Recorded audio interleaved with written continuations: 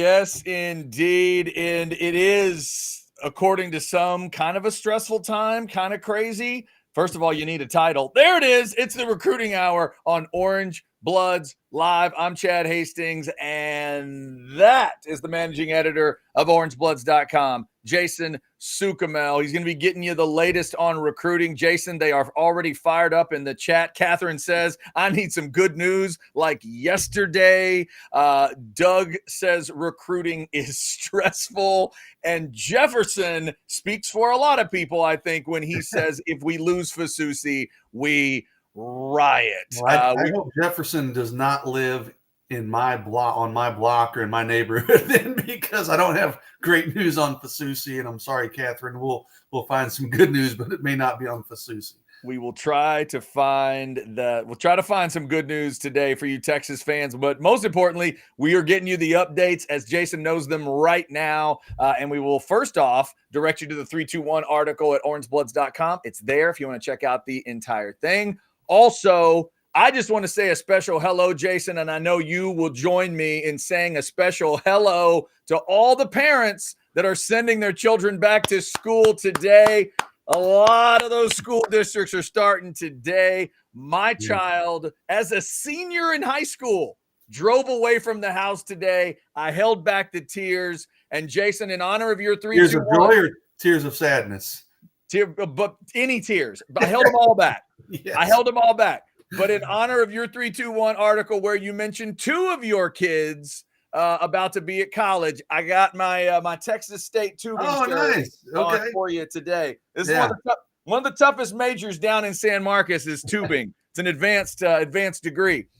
So shout out to all those headed to Texas State or whatever university you're going to be at. In on that real quick before we get into the recruiting stuff. Yes, sir. So tomorrow we move my son down to Texas State. Okay. Now my son, Chad, I don't know if you followed it, but he's already done 1 year down at University of Houston. He graduated early. He spent 3 years living in Japan before he went to college. So he's tested the waters. He's fine. You know, I'm not worried about him. We're moving him in. My daughter will be a freshman. She's going to Texas State. Mm-hmm. So we move her down on Monday. And I kind of talked about it very briefly in my 321 column, but she's so goofy. Like, she's like, hey, we sit down like, hey, where do you want to apply for colleges? She's like, I don't know, like South Florida, Oregon, somewhere in New York. I'm like, whoa. I'm like, first off, in-state public schools. Let's focus there first. Uh-huh. And then she's literally sitting like beside me here at my computer desk. And I'm like, okay, what about, she goes, I said, what about like UT Dallas? She'd pull it up on her phone, Chad, and like within 20 seconds, she's like, nope. I'd say another one, nope. Like she would look at a picture of it, and that's how she judged it. A picture of the campus, like a building? I don't even know. I guess, right? Okay. So then I go, Texas State. She looks at her phone. She's like, yeah, that looks good. Let's go ahead and apply there. So I'm like, that's how she picked Texas State. I think it'll be great for her. I mean, she's intelligent. She makes good grades, but she's also super duper social. There's a lot to do in Texas and in San Marcos and New Braunfels and everything else. And she's going with a good friend of hers. They're going to room together. So I think it'll work out in the end. But that's how my daughter wound up at Texas State, dude. It was like 30 seconds. Like it was almost like what is like Tinder or whatever. Like swipe left. Nope. Yep. Okay. Thumbs up on that one. So that's how she wound up at Texas State. But I'm like, you know what?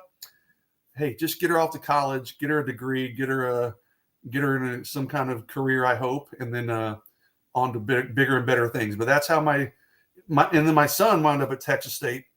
He had a big plan. That's why he went to Japan, and he was going to study hospitality, like global management. He wanted to like run a hotel internationally. Mm-hmm. Well, he met a girl. She goes to Texas State, and now he's just coincidentally switched his major, and he's moving to San Marcos, to Texas State. So teenagers, dude. But oh well. Hey, they're doing well. They're going to college. More power to them, right? I also love that you put your son's entire business out there in the article on 321. That was fantastic. Yeah, he probably wouldn't care too much. He probably wouldn't care either. Catherine says my girl is leaving for Texas State on Sunday. Well, Catherine, I'll be down there tomorrow and on Monday. So Yeah, a lot of Bobcats around here. All right.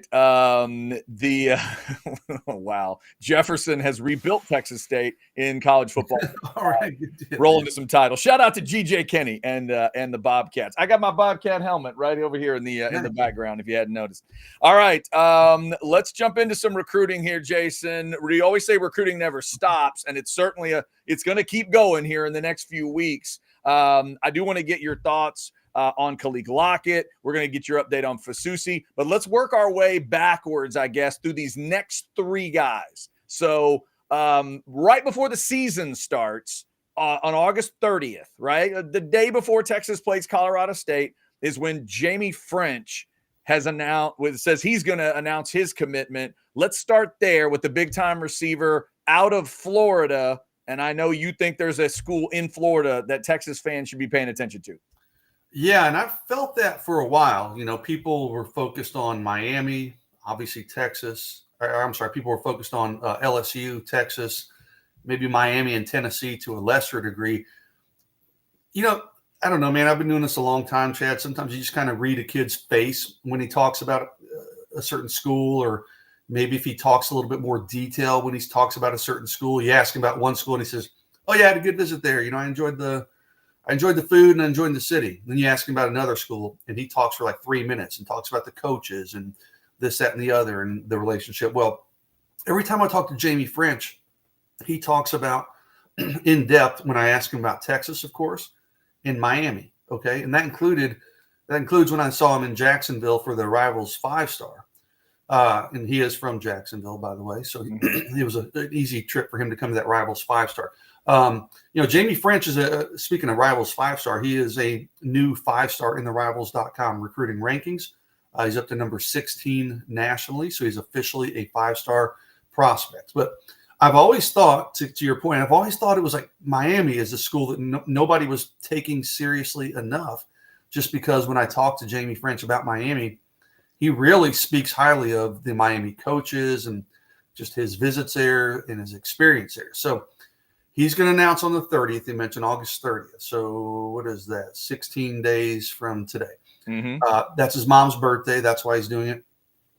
Recently, Jamie publicly listed, he told a Miami reporter this from Rivals. He said, "Hey, it's Miami and LSU are his top two." And that kind of threw everybody, Texas fans like, oh no, what's happening? We're going to lose out on Jamie French and add him to some of these recent losses that Texas has suffered on the recruiting trail. I don't buy it. Jamie's he's a really smart kid. He's really media savvy. Like if you talk to him, and I've talked to other reporters, like that dude's going to thrive in college because he just knows how to give good answers, and he's very, eloquent with his speaking and just gives very thoughtful and thorough answers. So when he listed Miami and LSU as his top two, I was like, you know what, Jamie French, in my mind, I think he's smart enough to play the game a little bit. Everybody has had him pegged to go to Texas for 3 months now. It's Texas. It's Texas. It's Texas. If you look at his future casts and his crystal balls and I think it's RPM, I think is the other one. They're all for Texas for the most part. I think Jamie's smart enough that he says, "Hey, I don't want everybody thinking I'm going to Texas and I'm actually going to go to Texas. So I'm going to play some games and throw people off." I still like Texas's chances, but I do think Miami is a legitimate threat there. Now, the question with Jamie, is his mind made up at this point with 16 days to go, or is there still room for movement? I don't know the answer to that. I think that there's still some room for movement there. So this thing could swing back and forth a couple times. And listen, NIL discussions, those things usually happen at the last minute. So that can certainly change things. And don't sleep on Miami's NIL capabilities. Miami is certainly capable of competing with Texas, especially for an in-state, homegrown 5-star receiver. So I like Texas's chances. But I don't think I'm not calling it a stone cold lock, but I do think Texas is a team to beat right now, but Miami's making it interesting for Jamie French. So that would be a big, obviously, addition to the class, going with Kaleb Lockett, and we'll talk about him in a little bit. So as we back up a little bit, that's the 30th of August. Come back to the 24th of August, which would be 10 days from when we're recording right now. That's going to be Jonah Williams. Jason, the stud safety out of Galveston Ball. Any updates on Jonah? Because I know for those defensive-minded fans, they know how good he is. This is a legit 5-star guy as well, correct? He is. He's actually, interesting. I'm looking. He dipped down to number 20, so he's just behind Jamie French in the rankings.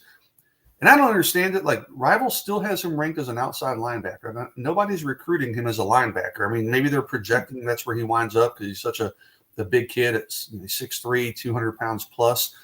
But Texas, there was a minute where Texas was recruiting him as a linebacker, okay? They kind of then switched it back to safety, which Jonah prefers. So I'm just kind of going off the rails here a little bit. But, yeah, Rivals needs, in my opinion, I need to nudge someone at Rivals like, hey, dude, you guys need to probably move him to safety instead of listing him as a linebacker. So Jonah's going to announce on the 24th. So that's a week from this Saturday. That's it. Jonah's been all over the place. And it's not Jonah, because Jonah, I say he's been all over the place. It's never been Jonah that's come out and said, oh, this team's leading. Oh, this team's leading. But at various points in his recruitment, everybody's acted like they knew what he was going to do. They weren't like guessing. It was like, nope. At first, it was like, nope, he's a lock for Oklahoma, people were saying.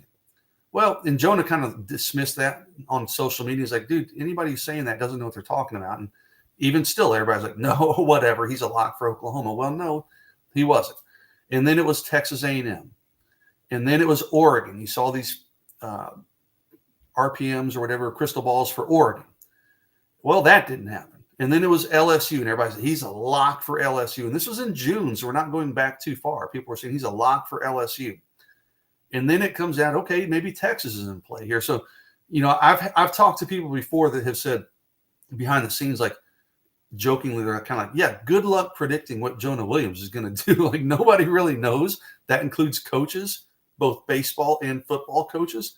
But it's just funny to me that he's been predicted now to almost 4, if you count Texas, maybe 5 schools. And people are predicting like with pretty strong feelings and almost some certainty. And every time they've been wrong. So I have not predicted Jonah anywhere. For the record, I've never put in a future cast or anything.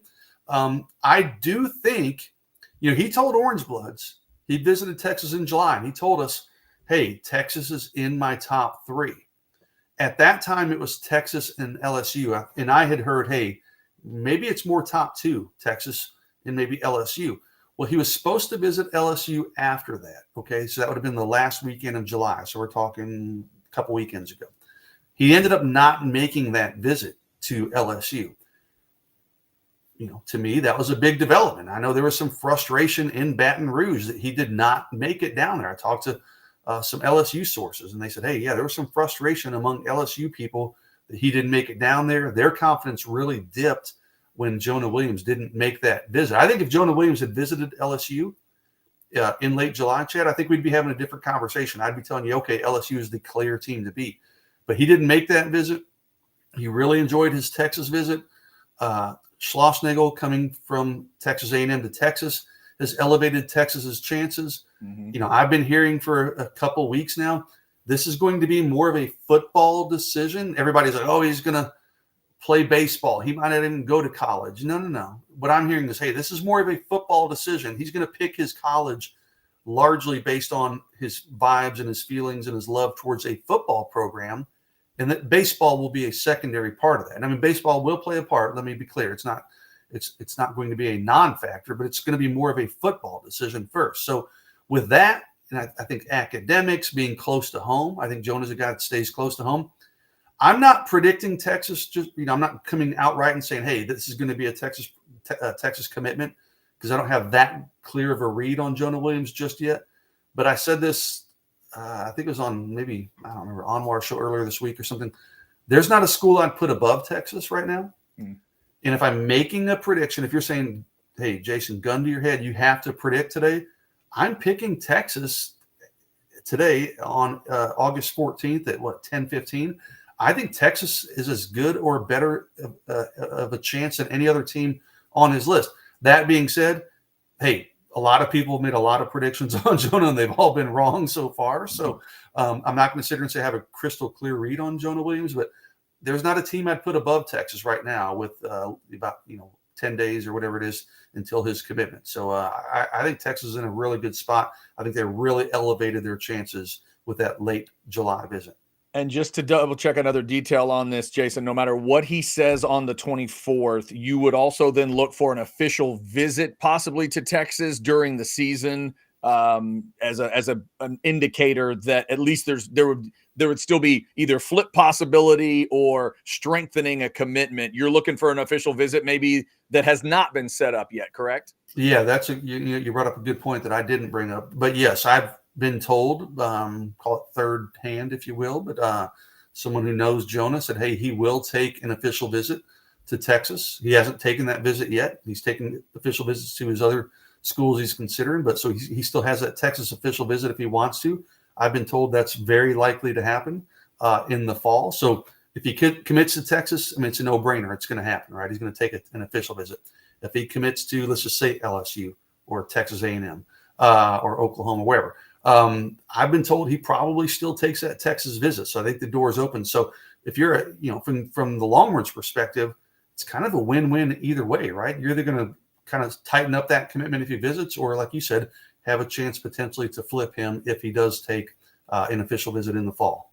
Jason, here's a question I have not seen. Craig throws this in on the chat. It's interesting. We've talked about the whole baseball angle, which you just did. I haven't heard this question yet. Any chance he gets drafted in baseball? Is he that type of baseball player where that's a concern? He is. Yeah, he's that good. You talk to different baseball people. They say he could be a first rounder. He could be a little bit later in the draft, but he is that good of a baseball player. Well, he'll probably get drafted. It's just a matter of how high and what kind of salary, are we talking about? But like the things I'm hearing, Craig, in the chat is that that's not nearly the factor that people have made it out to be. Again, I mean, I'm hearing this is a football decision, and he is going to go to college and play football. There, like Dustin McComas, who used to work with Orange Bloods and, of course, does a great job with this stuff. He has scouted Jonah in person, and he had a great write-up on Orange Bloods just on the message board. So basically, in a nutshell, Jonah's potential in baseball is unlimited, but he still feels like there's a little bit of work and maybe some focusing that needs to be done by Jonah if he was going to go that route. So, Dustin, too, his gut thought for a while, like, hey, I don't think he's that type of player where he's going to skip college and just go the baseball route because he's kind of spread out. He's got football and everything else going on too, where he hasn't just totally committed to baseball, to fine tuning his game. I mean, he's a tremendous pitcher. He can hit for power. He can obviously run. So he can do a little bit of everything on the baseball field, the baseball diamond. But I'm fully expecting him to play college football and college baseball in the baseball thing that will come into play at some point, but probably not straight out of high school. Yeah, there you go. And of course, Colby bringing up the great point about the draft being after he would enroll in college. It would mean he can't go into baseball draft for 3 years. Colby, as long as he starts at college, you are right about that part of it. But obviously something to keep in mind. It is 3 years or 21 on that rule when you're talking about baseball. All right. So thanks to up over 440 already in the Specs chat. Let's get Specs their love real quick. If you get us a super chat, it'll go right to the top of the list. And Specs should always be on top of your list. Here you go. Specs same-day delivery can save the day with our Specs app or online shopping. From world-class wines to hard-to-find spirits and craft beers to gourmet foods, delicious snacks, and spectacular sweets. It's Specs. Cheers to savings. Yep. Shout out to Specs. We're recording this show 17 days till Texas kicks off that first big college weekend. Whatever you're getting ready for, get stocked up at Specs. All right, Jason, let's get into the Fasusi update with a chat here. Jose says, Jason, Fasusi, I think, has been built up by those around him to make him believe he's a day one college starter. He is too raw still. He's better off waiting his turn and learning. Hope he changes his mind. Sounds like Jose believes that Fasusi will not be saying Texas in a week. We're 1 week away as we back through these decisions. French on the 30th. It's Williams on the 24th. Jason, in 1 week on the 21st, Michael Fasusi is going to let everybody know which side of the coin, which side of the Red River he is going to end up on. I guess maybe there's a chance it could be A&M, but Mhm. that might just be me hoping. Give me an update on Fasusi. If you said gun to your head earlier on Jonah. If it's gun to your head today on Fasusi, would you go Crimson over Burnt Orange? Yeah, but yeah, A&M's on one side of the Red River, right? So you can't. I mean, don't discount A&M completely, Chad. So Good point. A little bit away from the Red River, but yeah, gun to my head, and here's the deal with Fasusi. He told me last week, and I reported this on Orange Bloods, of course, but his mind is made up. So, could that change between now and next week? Of course. I mean, someone comes in at the last minute and says, hey, we're going to offer you an extra $200K in NIL money above what this other school is offering you. Yeah, that can certainly change things in a matter of minutes, right? So I said this the other day, a buddy of mine and I were talking, we're like, recruiting has always been kind of tough to predict with a lot of kids. I mean, some kids just come out and tell you, like behind the scenes, like, hey, I'm going to this school. I'm committing tomorrow at noon. Be ready. That's getting fewer and further between, if that's the right saying. Kids now want their suspense, and they don't want to tip their hand. And I kind of get it. Like with NIL, dude, you're kind of smart to. I always like compare it to Chad, like buying a car. When I'm buying a car, I know what car I want, or truck or whatever. I get 2 dealerships. I'm like, okay, this dealership's offering me this deal. What are you going to offer me? And I get them going back and forth, and they hate it. It pisses them off. Right. But I get them going back and forth, and they'll keep going lower and lower and lower and lower until I finally feel like I get the right deal. So with recruiting, it's kind of the same scenario, right? Hey, why would you come out and say, hey, I'm going to, why would you, if you're going to commit to Texas, if you're Michael Fasusi, or commit to Oklahoma, why would you come out, if I'm advising a kid, why would you come out and say, behind the scenes, tell Texas a month in advance, hey, I'm committing to you on August 21st? Like, no, man, you're kind of losing your leverage there. Get these 2 schools playing back and forth, and at the last minute, who knows what could happen? Somebody might make you a crazy NIL offer. So all that being said, Fasusi's mind is made up. He told me that. His mind is made up. He hasn't told the coaches. He didn't tell me, so I don't know. And I'll follow up with Fasusi next week, and hopefully he'll tell me beforehand, because I don't want to drive to Louisville if he's going to commit to Oklahoma. So hopefully he'll be cool and tell me. But I just think there's more confidence coming out of the Oklahoma side than there is the Austin side, okay? And initially, I kind of chalked that up to overconfidence in Norman. We've seen that happen a few times with people in Oklahoma. They're like, oh, they think they're getting everybody, including Jonah Williams, we talked about. Well, ended up not happening, of course. So I was like, okay, I think there's some overconfidence with Michael Fasusi. But when I check with sources on the Texas side, there's not a ton of confidence. I mean, the best I'm hearing is like, oh, we think it's 50-50, a coin flip. So, I would think if he's coming to Texas, they'd have a stronger vibe. The people who communicate with him almost daily would have a stronger vibe, like, hey, we feel really good. So I'm not hearing that anybody in Austin feels really good. So I do think Oklahoma right now would be my pick, Chad. But again, we've got a week. I want to kick the tires on this some more. Things can still move in weird directions at the last minute. But right now, reading the tea leaves, there's more confidence coming out of Norman than there is in Austin. And I think in the case of Michael Fasusi, I think that actually means something. All right, we got a chat from Colby. Colby, thank you for that. Fasusi will pick OU on the 21st, then be a guest of OU for the Texas OU game. Texas blows the doors off OU. He has a change of mind and flips to the good guys. Book it, hook 'em emoji. I love Colby. Colby's always active in the chat. And you know what?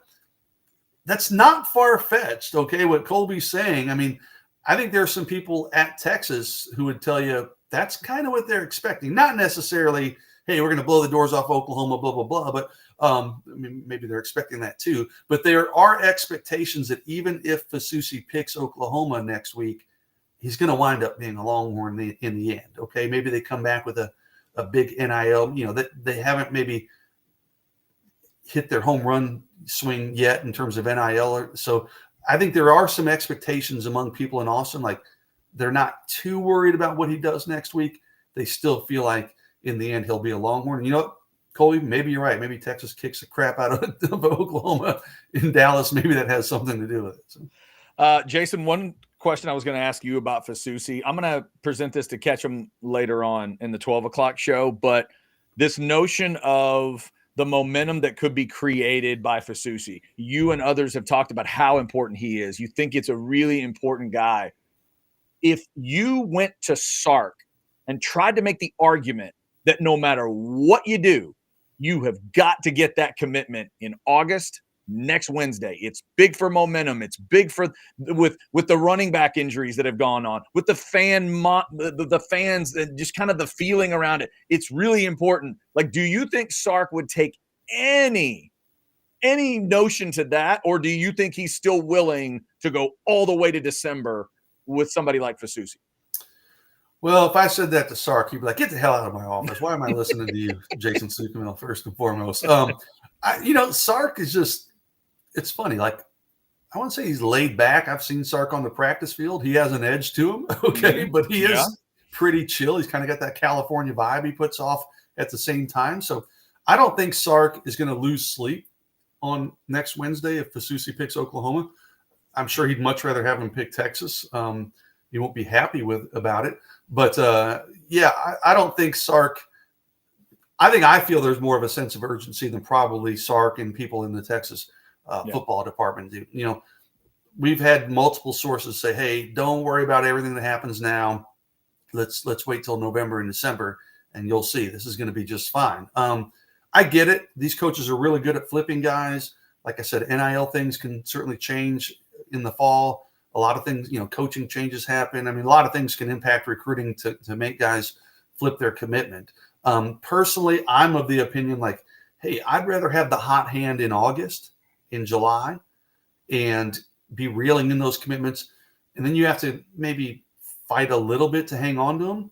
I'd rather be in that position than having to flip them. And also, like you said, Chad, it's just the from an outsider's perspective, the momentum it brings and the positive news, and that stuff can kind of snowball and be contagious a little bit. So personally, I think I would make it to be a bigger deal. I think if you ask Sark, he'd be like, you know what, not too worried about it. And he said as much. It wasn't, I think it was it wasn't at the media days. I don't remember where it was. I'm drawing a blank, but maybe coach's clinic or something. He did say like, hey, I'm not too worried about recruiting right now. I'm not one who worries about recruiting in July, in August. That stuff will work itself out. So I don't think Sark is too worried about it. Personally, I think it's a little bit bigger deal than maybe some of our sourcing in Austin is making it out to be.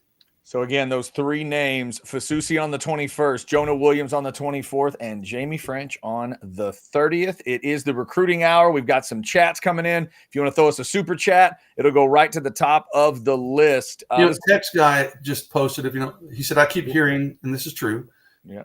We've heard the same thing, that they would rather hunt the studs than having to protect the commitment. Text guy, I've heard the same. We've reported the same. You know what that sounds like to me? That sounds like a team that's not reeling in its top guys early. That I don't buy that. And I'm not calling out text guy because, again, we've heard and reported that same thing. But listen, you don't think you'd rather be in the position of having Colin Simmons commit in the summer? Arch Manning? Come on. You'd rather have that than having to try to flip DeCorey Moore in November. I don't buy that. We've heard that from Texas sources. But to me, that's just kind of like, you know what? Hey, it's a little bit of excuse making. I think you'd rather have those guys in the fold having to, quote unquote, protect the commitment rather than having to try to flip them at the last minute. Text guy, thank you for jumping in. Also, a couple of random chats here, but I thought they might apply. Our guy Buck Wild says, Jason, is Texas still pushing for Pettyjohn? I haven't talked to Riley, I'll be honest, since he committed to Ohio State. I need to follow up with him. But I can almost assure you, Buck Wild, the answer there is yes. Again, I need to hit up Riley and be like, hey, are you still in communication with Texas and some of these other schools? I'm sure they're still pushing. Is it going to matter? I have my doubts on that. We're talking about flipping guys, and this is a case in point. Would you rather have to try to flip Riley Pettyjohn, or would you rather have him on the Texas commitment list and have to fight to hold on to his commitment? Texas wasn't even in his top 2 when he committed to Ohio State. Some people thought maybe Texas might have been 4th out of his top 4. So I'm sure Texas is still in communication. You know, they got a guy like Madden Faramo they're still talking to, the linebacker out of California, linebacker / D line out of California.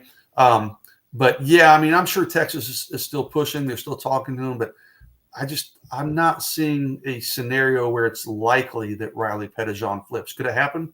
Again, of course, NIL things, you know, that's kind of the out. I mean, that thing can change things in a hurry, but I think I would put it as somewhat unlikely that he winds up flipping to Texas.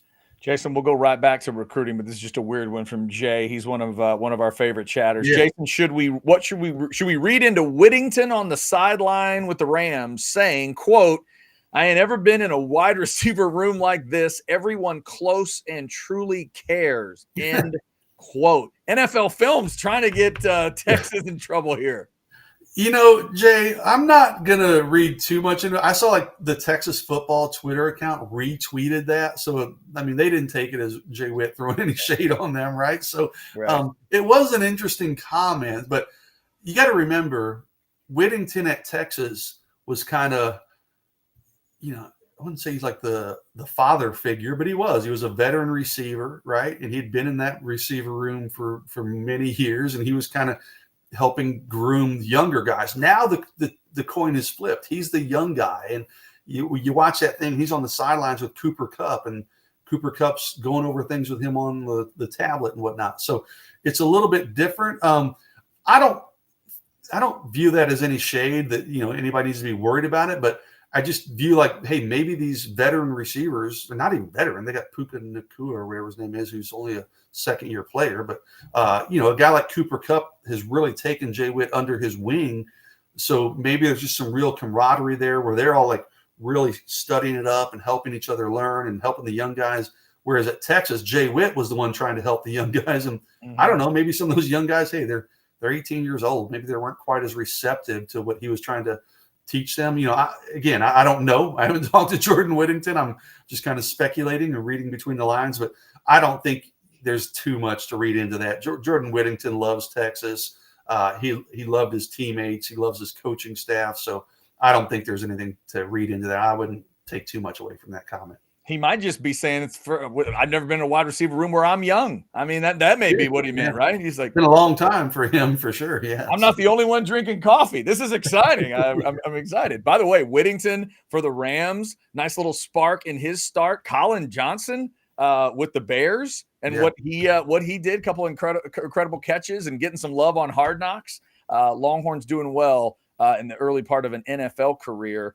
And let's see what we got. A couple chats before we get into more specifics. Jake has this one. Is there any reservation about O-line recruiting? It seems ever since the Banks class, O-line recruiting kind of goes after low-hanging fruit. I guess this sort of gets back to the Fasusi discussion.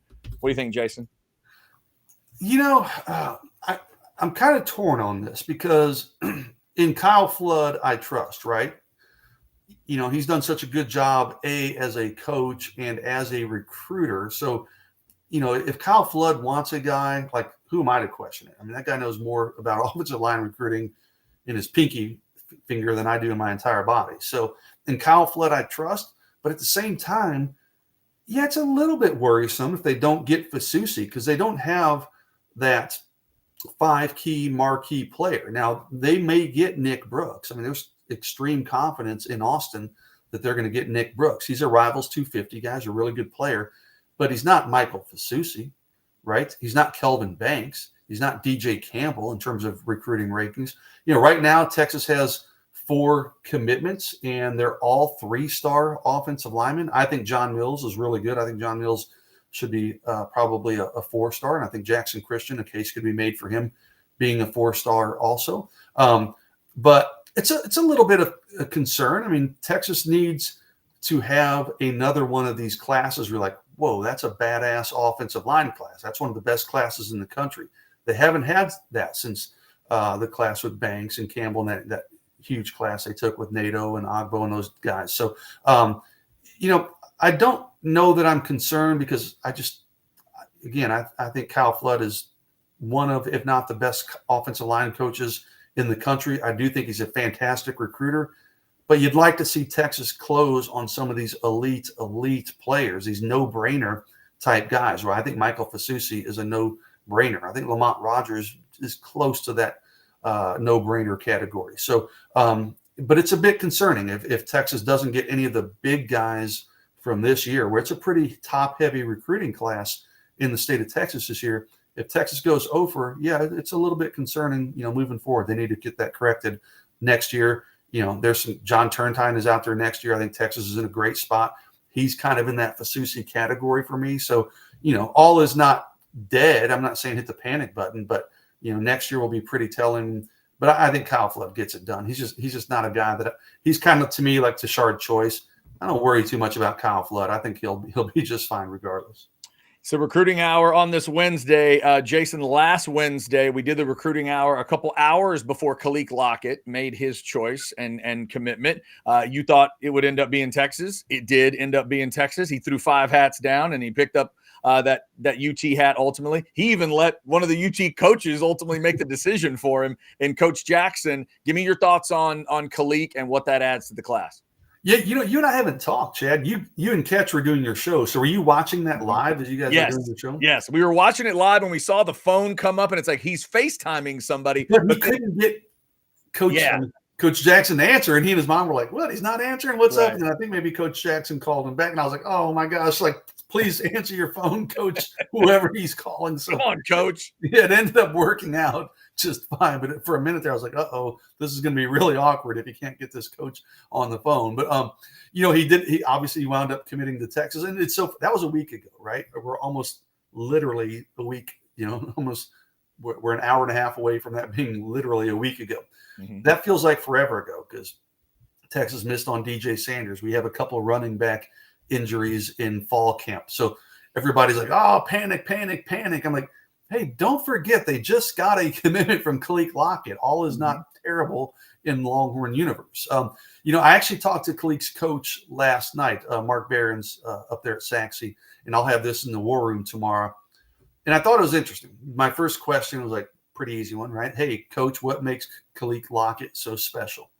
And he didn't talk about, his hands or his ability after the catch or his ability to make contested catches, high point the ball. He talked exclusively about his character and his leadership. And he said he's really taken it upon himself to be a leader and help our program and try to bring these younger guys along. And he's really matured a lot. And he's just said he's a great kid and a great teammate. And, listen, you've got a daughter, Chad, who's a senior in high school. I've got teenage kids. I like hearing those stories, right? The older I get, I'm like, and I told the coaches, I was like, hey, as a father of 4 teenagers, I said, I love hearing that. I'd rather hear that than I would like, oh man, that kid can run a 4.4, roll out of bed and run a 4.4. I like hearing about kids who are driven and good teammates and good characters. He said, hey, you're not going to outwork him. He talked about his work ethic, but he also said, I'm trying to find the quote, and I'm sorry, I've got so many notes that I took from him. He just said, hey, and it'll take me a minute. He said, skill-wise, he has fantastic body control. He has really big hands. And I thought this was interesting. He said, we had another one that went to Texas, Devin Duvernay. He said, the result is the same. Anytime they catch the ball, there's a good chance it's going to the end zone. He said there's a different way that he does it because Devin was all speed. But he goes, but the results end up being the same. So I thought that was a great quote. He goes, basically, hey, anytime he or Devin Duvernay touched the ball in high school, there's a good chance it was going to the end zone. So, but just spoke really highly of him as a player, but even more so as a person, as a leader, as a character in the locker room.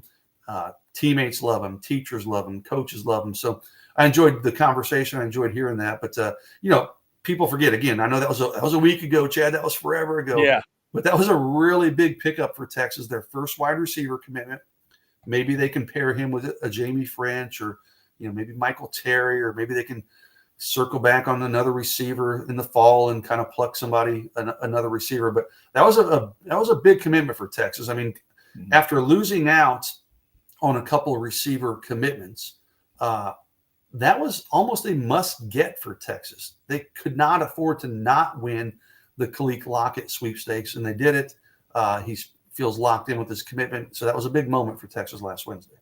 locked in. I see what you did there. That's well done. Douglas throws this one in. Who's more college ready day one, Lockett or French? That's a good question, Douglas. Neither one's DeCorian Moore. DeCorian Moore is a day one starter, I think, wherever he winds up, probably at Oregon. Lockett or French? They're both a little more raw in terms of their route running and some things like that. They both have good balls. Kaleb Lockett has tremendous ball skills. I'm probably going to go with Jamie French, though, slightly over Kaleb Lockett being more college ready day one. But I think they both can come in to a place like Texas. Now, we'll see what happens in the transfer portal. Does Texas go out and get 4 receivers in the transfer portal or something silly, 3 receivers like they did last year? That will certainly impact depth charts. But if you're asking me, could they both come in and play day one? Absolutely. I think they're both that capable and they're both that talented. But I'd probably go with Jamie French. I saw Jamie down at Jacksonville at the Rivals 5-star.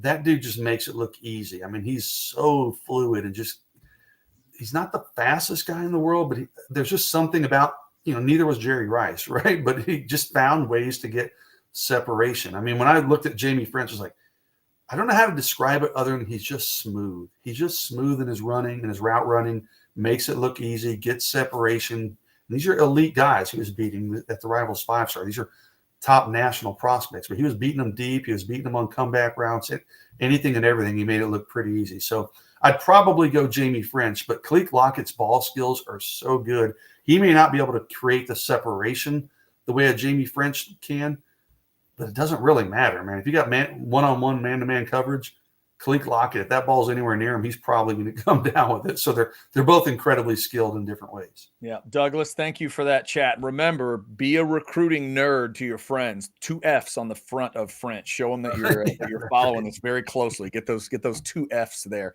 All right. Some other good chats are coming in. We will get to those. If you want to throw a super chat at us, it'll go right to the top of the list. A couple other things that we wanted to hit. And again, let me just remind everybody, we'll throw up a QR code for you. Jason has already referenced the 321 article. He's referenced the War Room coming up tomorrow night on a Thursday night. Check out orangebloods.com to find the full article. There's a lot of good stuff in there. Jason, including you had a chance to catch up with James Simon, the running back in the 25 class. What's the update on Simon? Yeah, James is one of my favorite dudes in this class. Again, I feel like an old man saying this, but I appreciate good quality young men and young people. And I saw James Simon. I've met James before, but after his official visit, I stalked him at the Austin airport, him and some other recruits. And I got to talking to his parents. And I told his parents, I was like, hey, I've been doing this a long time, clearly. Look, you can see the gray in my beard, right? Whatever, in my 5 o'clock shadow or whatever. But I said, I've been doing this a long time. And I was talking to his parents, and he's just a really good kid. Anytime I call James, he's accessible, he's available, he's super polite. Couldn't be a nicer young man, but that's a sidebar. But anyways, I talked to James this week, and we just talked about his senior season and his decision to commit to Texas. And he just said everything about Texas just fit. Every time he came and visited, he felt more and more at home. He mentioned Tashard Choice. His relationship with Tashard Choice has a great relationship there. And I should mention, if I can go back to Kaleb Lockett, one thing his coach told me, I said, hey, what do you think led him to Texas? He mentioned Tashard Choice.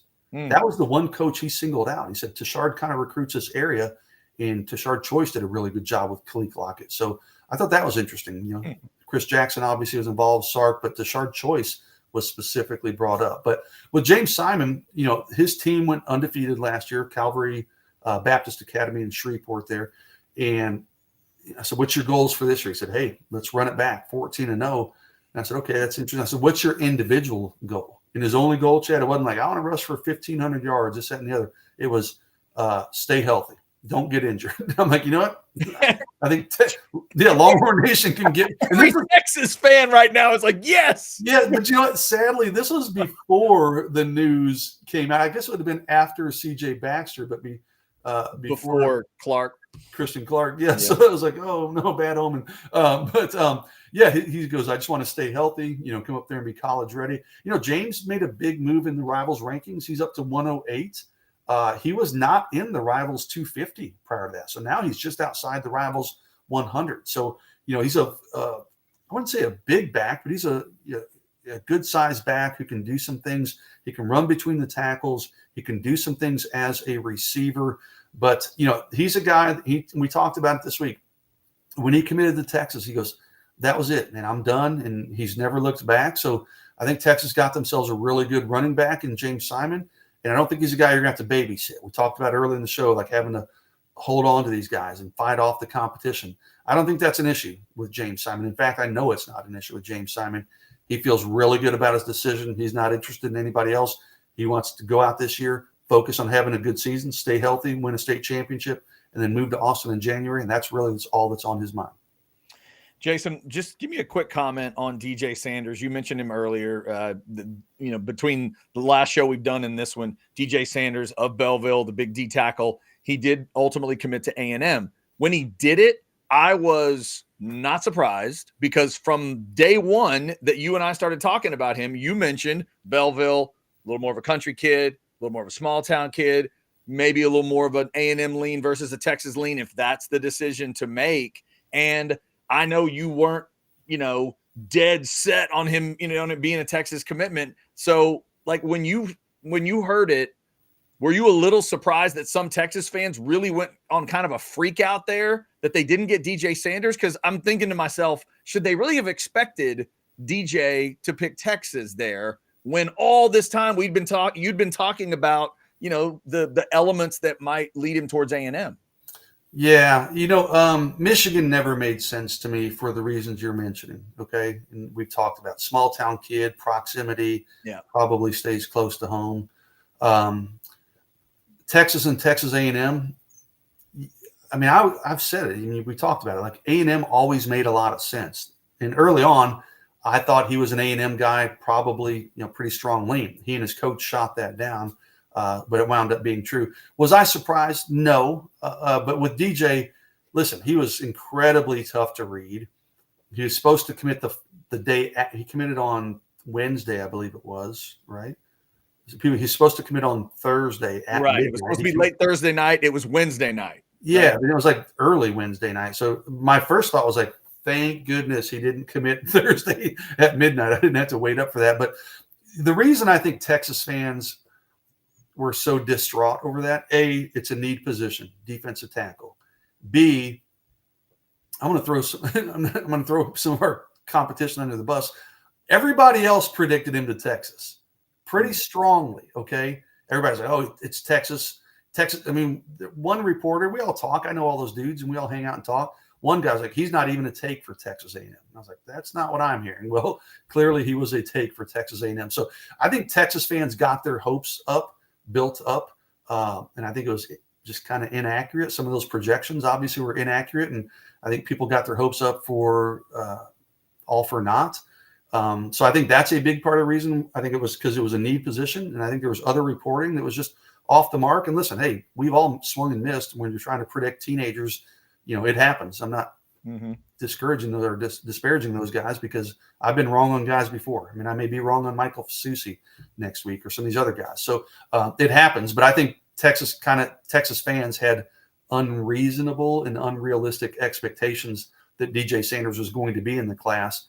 Whereas you and I always talking like, I don't know, man. I mean, 50-50 is as high as I ever went. I was like, Texas and Texas A&M. I never once put Texas as a leader. And just as you and I talked about, I think it was on our show last week, I was like, there are a lot of elements in this one that just make a lot of sense for Texas A&M. Honestly, more so than probably they do for Texas. Proximity, small town vibe, College Station versus Austin. Not that, College Station isn't exactly a small town anymore. It's a lot different than Chad, when you and I were young. But it ain't Austin. No, but it's exactly right. It's not Austin. Exactly right. So, but no, so I wasn't too surprised. I mean, the timing of his commitment caught me by surprise in a pleasant way. But the fact that he chose Texas A&M wasn't that surprising to me. I can go to bed at a normal time. Exactly. Yes. And Colby's throwing in the extra explanation of Chad. We expect everyone to go. Again, Colby's spot on. He's not wrong. I mean, Texas fans. I mean, listen, Texas fans always predict they're not just going to win every game, Chad. The question is by how much are they going to win every game? Oh no. Last week we did a war room 24-hour chat, and my favorite post was a full schedule prediction. It was a 3-point loss to Georgia, but every other game was 10 points or more, 10-point win at Michigan, and I mean thrashing victories in Fayetteville and College Station.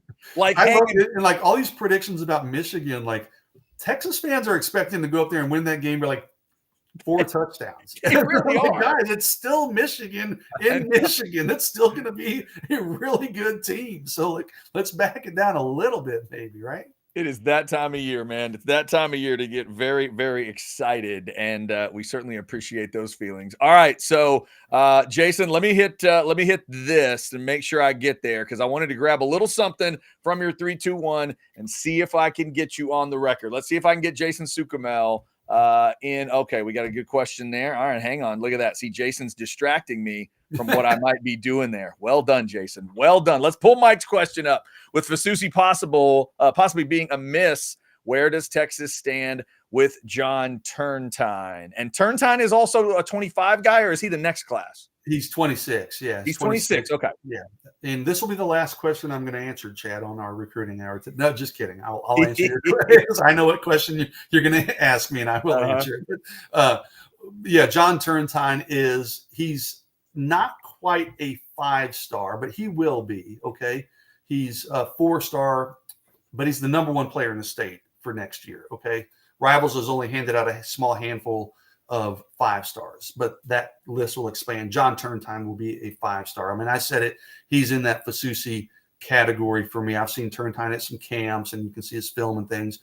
He's a bona fide 5-star player. Where does Texas stand? I think Texas is in a great spot with John Turntine. He's been to Austin more times than I can even count. He was there at the pool party in July. He's got a sister who is actually probably this week moving into an apartment or something down here. She's transferring into Texas. He has another sister that's going to going to college in Austin. So there's a lot of connections to Austin and to the University of Texas. Seriously, he's been at pretty much every recruiting event that Texas has had. Now, I've asked John multiple occasions. I said, hey, dude, like, it feels to me like Texas is in a good spot for you. And he won't deny it. He says, yeah, absolutely. Texas is a strong player. But he's never come out and said, like, hey, they're my favorite. They're my top 3, anything like that. So there's going to be a lot of competition for John Turntine. I mean, he's that kind of player, that kind of prospect.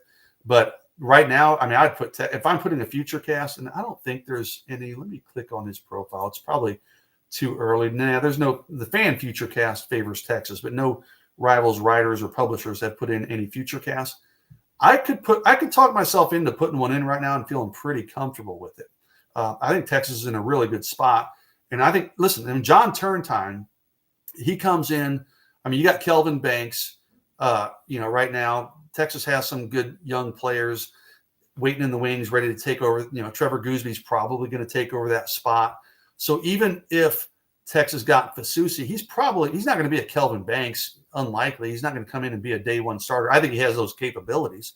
I think he's that good, but I don't think he's going to come in and be a day 1 starter at Texas. But with Turntine, you're projecting a ways down the road, and you always want the bird in hand as opposed to having to project 2 years down the road. So yeah, you'd love to have Fasusi and then maybe try to get Turntine as well. But, Turntine is the type that he could come in, sit behind Goosby maybe for 1 year, and then he's your starter as a redshirt freshman or a true sophomore possibly. So losing out on Fasusi, not great.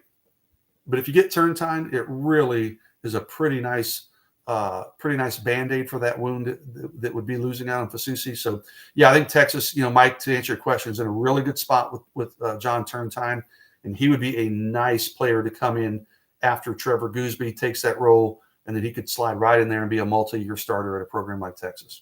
Mike, we appreciate the chat. I know Jason specifically appreciates the chat because it gave him an extra second to get ready for this one. Here we go. Let's see what kind of lateral quickness Jason Sukumel has. The 3-2-1 article this week ends with this quote: "It's going to be an interesting second half of the month, and give me 4 new commitments for Texas between now and when the calendar flips to September." Jason, I'm trying to put you on the record. Name them. Name the 4.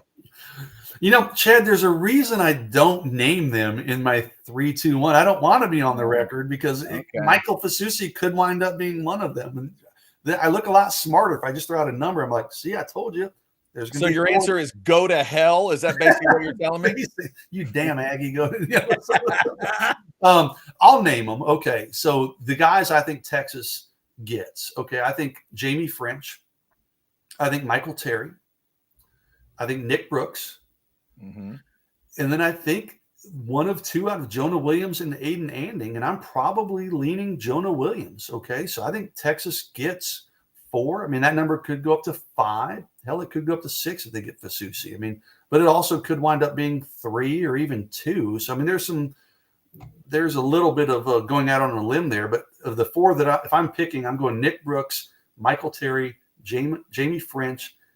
And I'm going Jonah Williams. I think Texas gets Jonah Williams as things stand today. So those were the 4 I was thinking of. If you're going to force me to put it out there, Chad. Now, if I'm wrong on 1 or 2 of these, people will pull clips of this. I'll never hear the end. Yeah, I'll hear it from you too. Exactly. So, but yeah, I'll never hear the end of it. Those are the 4 I was thinking when I wrote that. You just blame it on me. Blame it on me. I will take all of that blame. We appreciate everybody jumping in the chat today. If you want to get a super chat to us, that'll go right to the top of the list. Jason, since you mentioned Anding, I wanted to point out something that was in the 3-2-1 that I thought was fascinating and something that if I was a coach, I'd really be paying attention to. You had a great quote from him regarding LSU, and it was this quote: "When I went to LSU, I didn't see a lot of the players, and a lot had gone back home." This is him talking about wanting to get more information. Mm-hmm. He says, quote, "I want to ask some of the players how they feel about Coach Raymond, what LSU said about making them come there, see if they keep their word when they get there." Now, that is a modern day. To think it is one thing, Jason, but to admit that, to tell an insider that is what's on your mind, man, would that be a warning bell to me if I'm a coach, that you better do what you say you're going to do with these kids when it comes to NIL or whatever else. Because, Jason, they're all talking to each other. Yeah, and immediately you think NIL, right? That quote and just about everything else. So, because you've heard a lot of stories about certain colleges not honoring their NIL promises that they make to these recruits. And there's one thing that we've heard about Texas, and that's a big selling point that they're using in recruiting, is like, hey, other programs may make you all these promises, but they're empty promises. Texas has never not delivered on expectations of NIL. If a guy comes in thinking, hey, I'm going to make this amount of dollars, they're going to make that amount of dollars in NIL at the University of Texas. Texas has really sold. They've hung their hat on that. They've used that as a selling pitch. I don't know that Aiden was specifically talking NIL. I'm sure that's a part of it, but he just, he wants to talk to some players. He visited in late July. So it was right before fall camp for all these schools started. So these players had a week off. A lot of them went home before returning to Baton Rouge for fall camp. So when he went down there and visited, there weren't a lot of players around where he could just ask them like, hey man, they promised, all these coaches talk about, they'll take care of you and they're going to, family atmosphere and maybe NIL, obviously. And, this, that, and the other. Is it true? Or is that just recruiting sales pitches and lip service that then when you get there, it's like, no, man, the coaches really don't care about you outside of football. So I'm sure there are different layers of that, different elements to that. But yeah, he wants to kind of get a feel for just from some current players about, hey, how did they feel about their experiences there at LSU? And it's interesting. Aiden Anding told me he wants to commit before his senior season begins. Well, that's in a couple weeks. So I don't know. He's not going to have an opportunity to go back to LSU to visit because it's a dead period the entire month of August. So either he pushes that decision back or maybe he just talks to guys on the phone or social media. But, right now it's Texas, LSU, and Arkansas. I mean, there was a time, Chad, I never actually wrote it, but he was going to commit to Texas. So I didn't actually write a commitment story because it was like a week, like, hey, next week I'm going to commit to Texas. So I had time to write it and I never got around to it. But then LSU offered and that kind of slowed things down and backed things up. So this is a guy who was really, really close to being on the Texas commitment list in July. Now things have opened up. It's Texas, LSU, and Arkansas. I think it's going to be Texas or LSU. I slightly favor LSU just based on my conversations. But, I did ask Aiden directly. I said, hey, I know this can change, but is there one that you find yourself kind of thinking of more than the others? Maybe one that you're leaning to? And he really struggled. He's like, because that's a good question. He goes, there's really not. It's really, really close. So, and he's very forthcoming. He's not one that's going to play a lot of games. So I think it's really, really close between Texas and LSU. Both schools are still working hard. I think we'll have our answer here in the next 2-3 weeks, possibly. Okay. I think in the end, maybe that in-state factor ends up winning out for LSU. But, Texas is very much in the mix for Aiden Anding. All right, Jason, before we wrap it up here, since I did put you on the spot with one, I'll give you this one, which I think is going to be this might be just a nice groove, fastball down the middle. You swing away. Jose says, Jason, at what point in the cycle does Sark and the staff pull back on recruiting the top guys and go after second-tier prospects after National Signing Day 1? Yeah, I don't think it'll be NSD 1, Jose, because those guys will be signed, sealed, and delivered at that point. Usually, if that's going to happen, you're talking like November, even December, but they'll have a pretty good feel in November, like, hey, we really need another defensive tackle. Hey, we really need another receiver. Let's start looking at some guys who've had strong senior seasons, guys we've been in contact with before, maybe somebody they could flip. So, yeah, if listen, Jose, in a perfect world, it never gets to that point, right? We hope it doesn't get to that point. Isn't that answer never? Yeah, exactly. The answer is never. They're going to get all their guys. But if there are a couple guys they need to flip, it'd probably start late fall. So I would say probably November, maybe even December.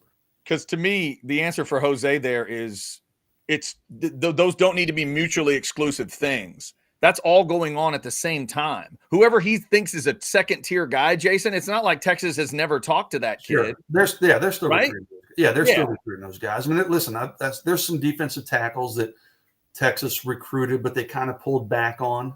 They probably could have had their commitments this summer, but they wanted to look at other options. But, maybe they circle back to those guys in November. But you're right. It's guys they've been recruiting for a while. They for the most part, they're going to have had previous relationships with those guys. Yeah. And real quick, Jason, just to cleanse the palate, Texas fans are trying to figure out who's going to help out at running back. Jefferson asks, Juan Davis at running back? Apparently he's getting some reps. That's kind of a no-brainer, honestly. I haven't even checked on that, but Sark mentioned multiple guys, right? They're going to try multiple guys, at running back. And Juan Davis, he did that in high school. He played Wildcat quarterback.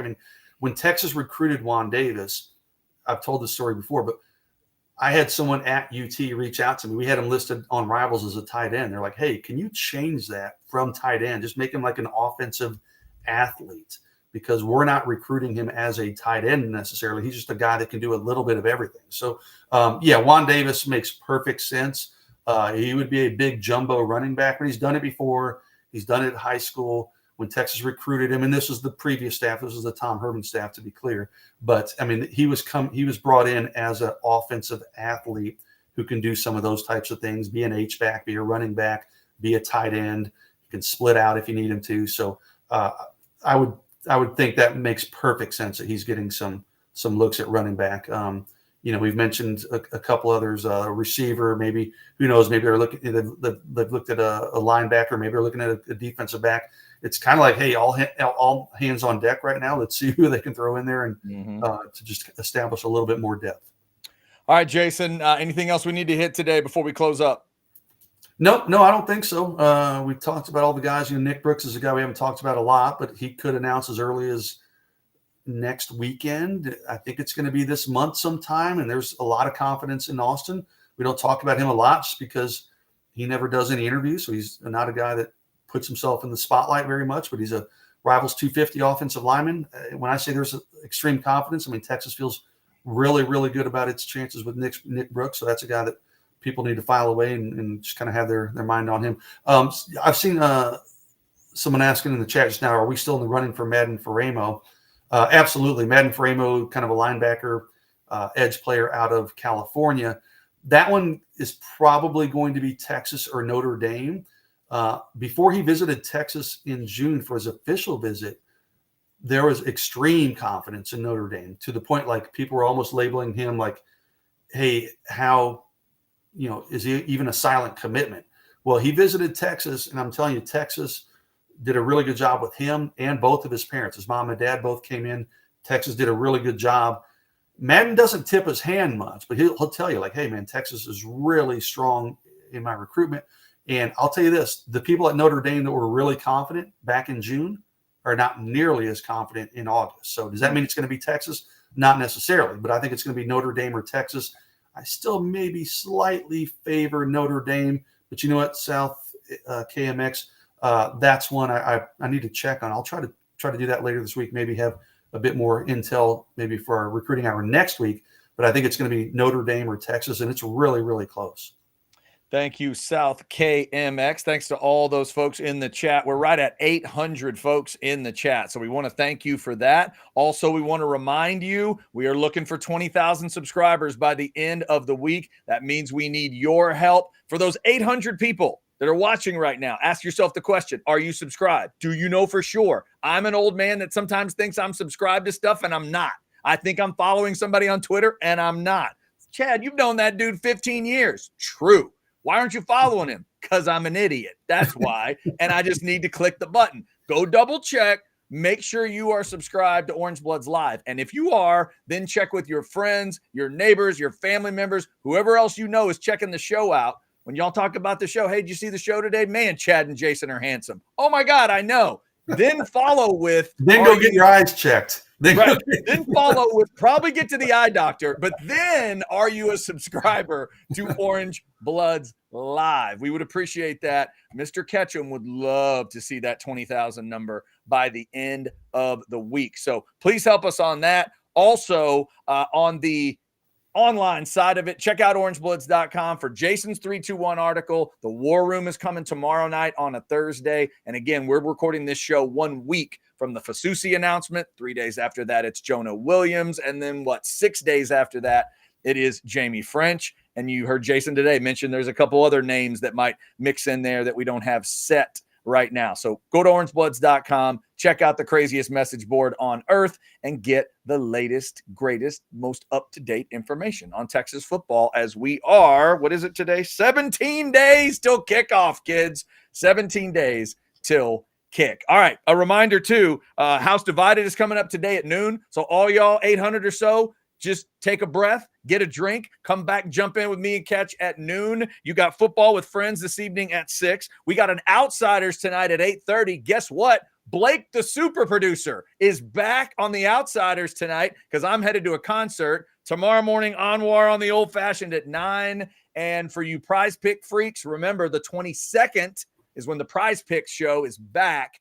That'll be Thursdays at 10 starting on the 22nd. So you're about a week away from that. I think I covered it all. Thank you for liking and subscribing and getting your notifications. And again, congrats to not just the kids who started school today. Congrats to all you parents who are watching us today from a Mexican food place that has a special on margaritas. Drink one for me. Drink one for Jason. We'll be back next Wednesday at 10 with another recruiting hour. Until then, y'all be careful.